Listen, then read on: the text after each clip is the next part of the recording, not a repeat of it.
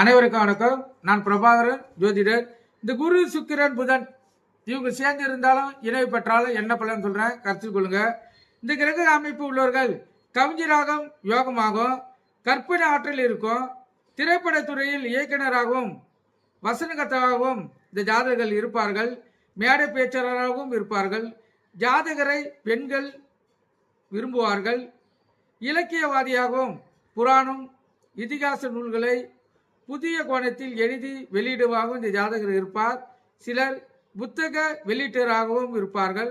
வரலாற்று ஆராய்ச்சியாளராகவும் தொல்பொருள் ஆராய்ச்சியாளராகவும் சிலர் இருப்பார்கள். நற்பண்புடராகவும் இந்த ஜாதகர் இருப்பார். கல்வியில் பல பட்டங்களை பெறக்கூடிய ஜாதகர்.